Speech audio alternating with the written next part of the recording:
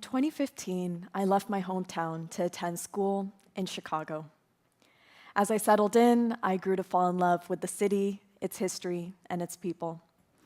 But as I soon came to realize, Chicago is a rather complicated place. It's a city in which a 17-year-old, unarmed, Black American boy by the name of Laquan McDonald was shot 16 times by a local police officer.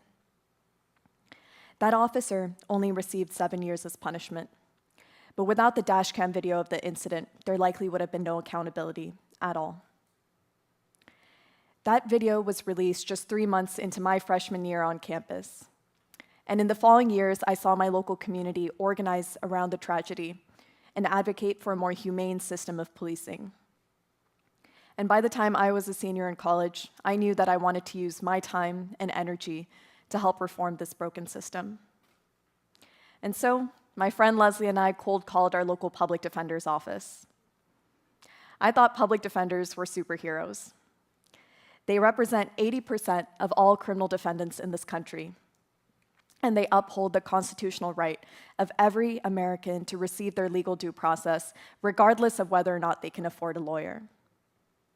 But we also knew that public defenders are systematically underfunded and understaffed. Oftentimes, they're managing caseloads that are well above 5 times the national standard, and we wanted to see if we could help do something about that. We told them that we were 2 computer science students with some extra time on our hands, and we'd love to support their work however possible. And in that very first conversation, they told us about a paradigm shift that had completely changed the nature of their work over the past decade. They told us that more and more police interactions were being caught on camera than ever before. Well over 80% of all law enforcement agencies have already rolled out body cams, and the typical police department captures tens of thousands of hours of footage per year. As a society, we've invested over $100 million in rolling out this technology.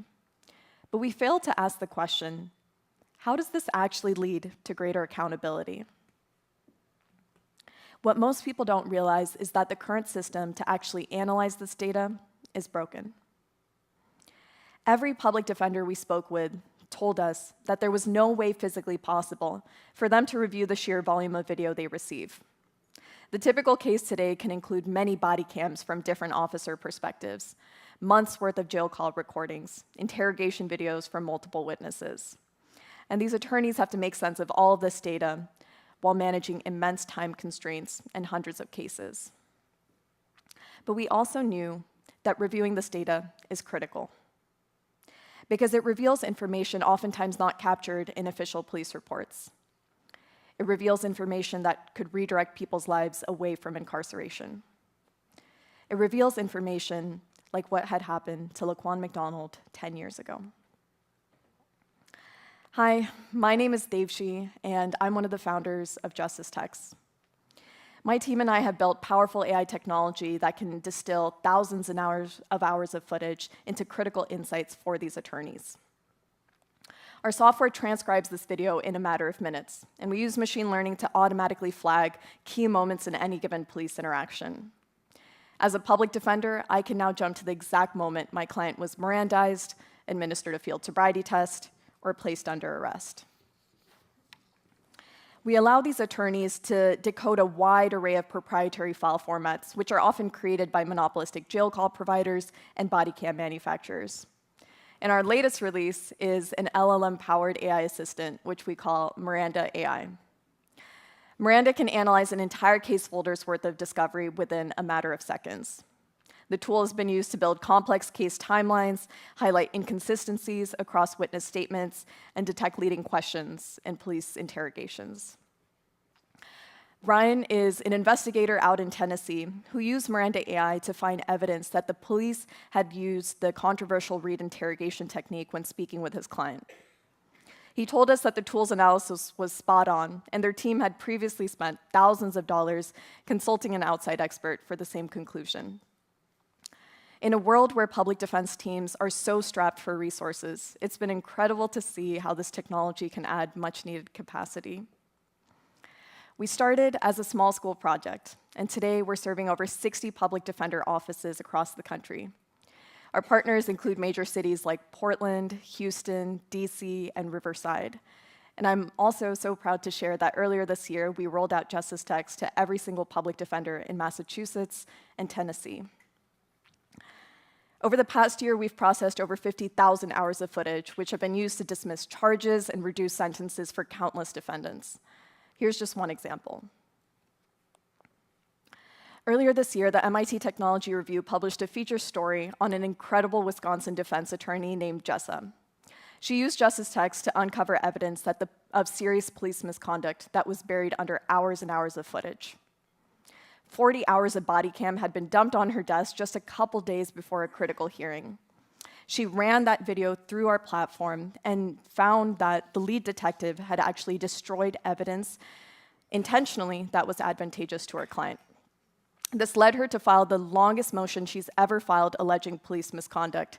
And this March, the county judge not only dismissed the case, but she ruled that the police department's body cam policy was unconstitutional.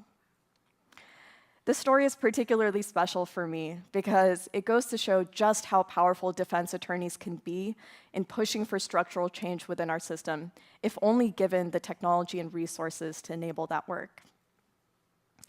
In building JusticeText, I've become incredibly optimistic about the potential for AI to help us tackle our biggest social challenges. When I was still in college, I looked at the criminal justice system as this big, immovable system that would be impossible to change. And as a young person, it was easy to feel disillusioned about my own abilities to make a difference. But when I started directly reaching out to public defenders and telling them about my ideas on how technology could help their work, I was surprised to find that so many of them were excited to hear what I had to say.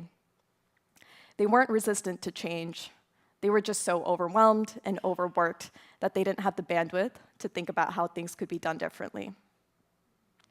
And that's where I think technologists and innovators like everyone in this room can really make a difference. So many government services today have a bunch of tiny, mundane inefficiencies built into them. Too much paperwork, scattered data across multiple systems, and these inefficiencies collectively end up having a huge negative impact on low-income communities and communities of color.